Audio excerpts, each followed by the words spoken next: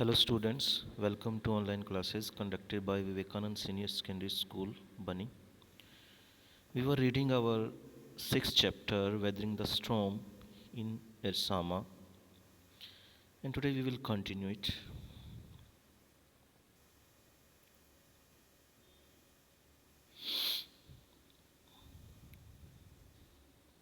A raging, deadly brown sheet of water covered everything as far as the eye could see.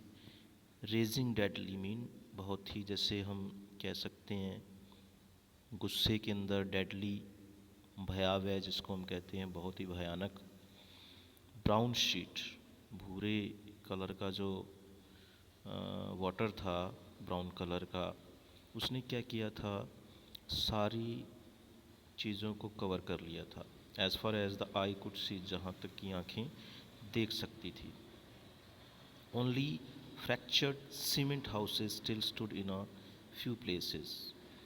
कुछ ही जो cement houses थे वो खड़े थे कुछ जगहों पर blotted animal carcasses in human corpses floated in every direction.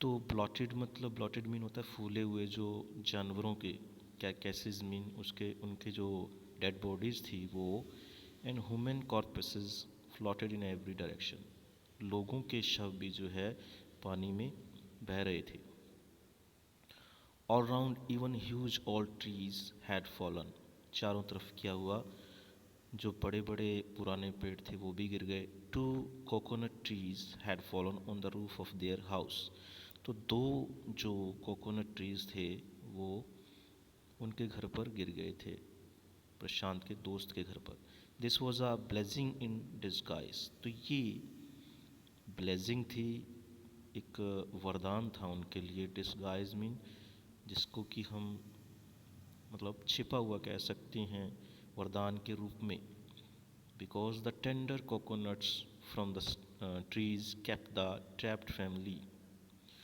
Tender जो कोमल कोकोनट थे मतलब बहुत ही सॉफ्ट जो कोकोनट थे ट्रीज़ के उन्होंने फंसे हुए परिवार को जाल में जो फंस गए थे ट्रैप्ड हो गए थे from starving in the several days that followed तो उससे उनको बचा लिया भूख से बचा लिया in the several days that followed आने वाले दिनों में जो आगे जो दिन आने थे तो वो छत पे चढ़े रहे वहाँ पर बच कर के बैठे रहे शेल्टर ले लिया उन्होंने और वहाँ पर जो कोकोनट ट्रीज़ थे उन्होंने जो है बहुत ही हेल्प की उनकी मीन उनकी सहायता से ही वो जिंदा रहे थे for the next 2 days Prashant sat huddled with his friends family in the open on the roof top तो प्रशांत जो है हडल मतलब दुबका रहा अपने दोस्त के परिवार के साथ ही कुछ अगले 2 दिनों तक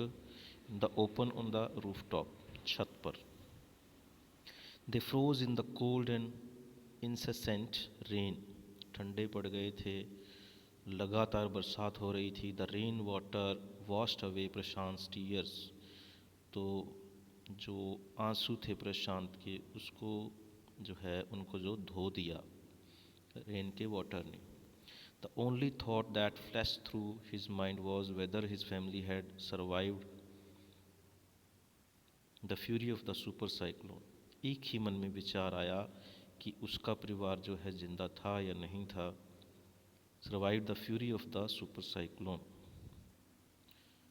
फ्यूरी मतलब गुस्सा जो था उसका जो हम कह सकते हैं कि तबाही जो थी उसमें वो जिंदा थे या नहीं was he to be braved once again तो अब उसे क्या करना था मतलब भरा हुआ लैस होकर के ब्रेव्ड मीन लैस होकर के दोबारा से उसको मतलब स्ट्रेंथ अपनी जो बनानी थी 2 days later which seemed to Prashant like 2 years 2 दिन जो बाद में 2 दिन के बाद में जो कि प्रशांत को कैसा लगा 2 साल तक लगे the rain ceased and the rain waters slowly begin to recede धीरे धीरे कम होना शुरू हो गया जो बरसात का पानी, बरसात भी कम हो गई। प्रशांत, सीज मतलब समाप्त हो गई। Prashant was determined to seek out his family without further delay. Prashant ने अब निर्णय ले लिया कि वो अपने परिवार को ढूंढेगा बिना देरी किए। But the situation was still dangerous, लेकिन स्थिति अभी भी बहुत ही भयानक थी। And his friends family pleaded with Prashant to stay back a little while longer. और प्रशांत के दोस्त के परिवार ने उसको रिक्वेस्ट की कि वो थोड़ी देर और रुक जाए, लिटिल वाइल, थोड़े समय के लिए और उनके साथ रुक जाए। But Prashant knew he had to go, लेकिन प्रशांत को पता था कि उसको जाना था। He occupied himself with a long sturdy stick, एक स्ट्रॉन्ग सी स्टिक लेकर के वो चल पड़ा। occupied मतलब ले लिया उसने। And then started on his 18 kilometre expedition back to his village through the swollen flood waters.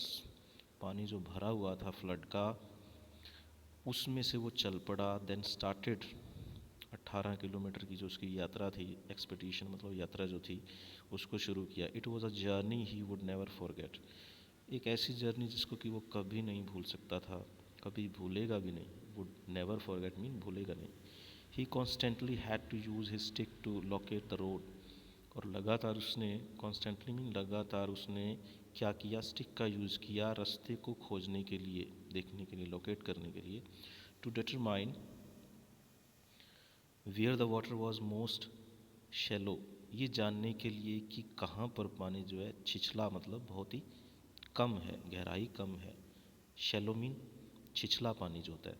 तो आप पिक्चर में भी देख सकते हैं कि वो स्टिक का यूज़ कर रहा है। At places it was waist deep, waist deep मतलब कमर तक भी गहराई थी। एंड प्रोग्रेस वॉज स्लो, और आगे आगे जा कर के कम हो जाता था। Eight several points he lost the road, कई जगहों पर प्रोग्रेस वो स्लो मीन धीमा पड़ जाता था, वो धीरे धीरे चलता था। और सेवरल पॉइंट्स कई जगहों पर क्या हुआ, ही लॉस्ट द रोड, और उसने रास्ता खो दिया था। कई जगह पर वो रास्ता खो देता था। एंड हैड टू स्विम, उसे तैरना भी पड़ता था। आफ्टर सम डिस्टेंस, कुछ डिस्टेंस के बाद में, he was relieved to find two friends of his uncle, और उसने राहत की सांस ली। तो उसके अंकल के दोस्त थे उनको देख करके। Who were also returning to their village, जो दोनों जो थे वो भी अपने गांव वापस जा रहे थे। They decided to move ahead together, तो अब उन्होंने निर्णय लिया कि वो तीनों इकट्ठे जाएंगे। Okay students, the rest we will read tomorrow. Thanks and have a nice day.